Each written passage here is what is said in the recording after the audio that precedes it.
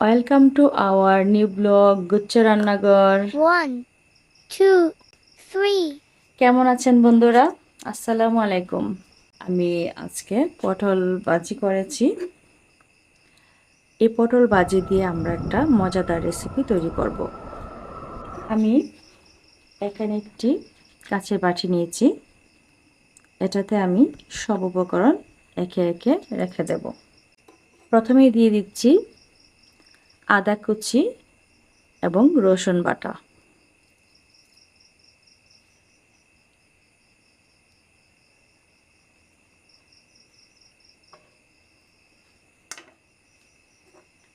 এখন ঢেলে দিচ্ছি পেঁয়াজ কুচি।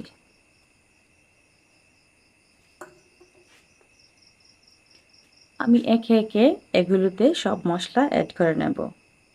প্রথমে দিয়ে দিচ্ছি হলুদের গুঁড়ো সামান্য পরিমাণে, জিরের গুঁড়ো, শুকনো মরিচের গুঁড়ো দিয়ে দিচ্ছি পরিমাণ মতো,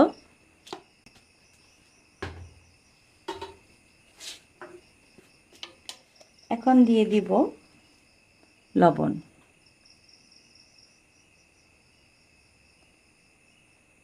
লবণ মনে হয় আর একটু লাগবে, যেহেতু বেসন দেব, আটা দেব। আমি এখন দিয়ে দিচ্ছি বেসন।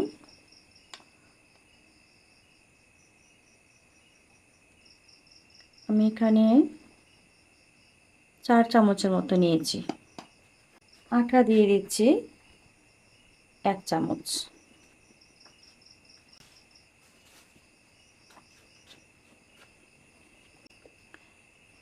এখন এগুলো আমরা হালকা পানি দিয়ে একটা ব্যাটার তৈরি করব। তারপরে আমরা পটল ভাজাগুলো এর মধ্যে চুবিয়ে ভেজে নেব। আমি এটাতে সামান্য পরিমাণ বিট লবণ দিয়ে দিচ্ছি। আপনাদের ভালো লাগলে দিতেও পারেন, আর না দিলেও সমস্যা নেই। চুলোটা জ্বালিয়ে নিচ্ছি। কড়াইটা গরম হওয়া পর্যন্ত অপেক্ষা করব, আর এই ফাঁকে আমি এগুলো মিক্সড করে নেব। আমরা এভাবে সব কিছু মিক্সড করে নিয়েছি। এখন আমরা একে একে পটল ভাজাগুলো এগুলোতে দিয়ে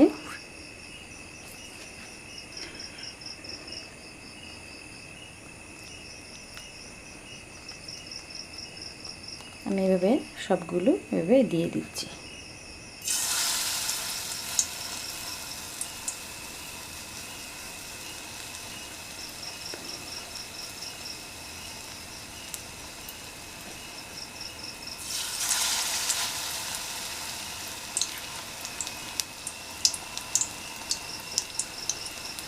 আমরা আবার ফিরে এসেছি একটু বিরতির পর। দেখুন আমি সবগুলো দিয়ে দিয়েছি। পটল ভাজাগুলো আমি যে ব্যাটারটা তৈরি করেছিলাম এটাতে সব উপকরণ দিয়েছিলাম। এটাতে আমি সব কিছু মিক্সড করে রেখে দিয়েছিলাম। ওগুলোতে আমি পটল ভাজাগুলো চুবিয়ে কড়াইয়ে দিয়ে দিয়েছি। উপরে দিয়ে দিলাম মসুর ডাল।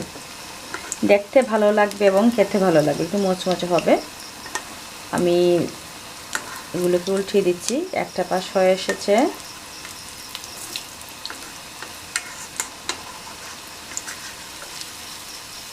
বাকি সবগুলো এভাবে উঠিয়ে নিব।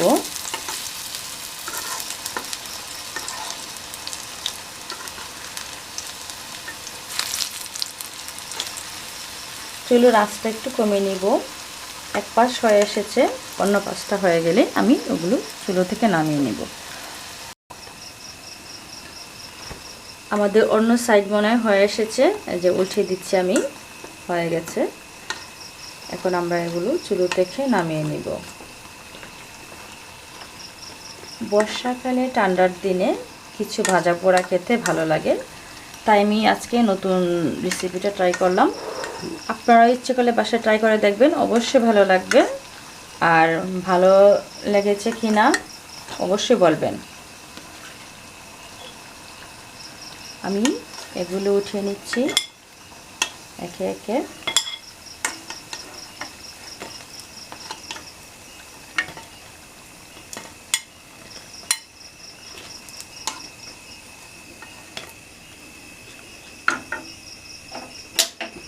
আজকে আমরা নতুন রেসিপি ট্রাই করলাম।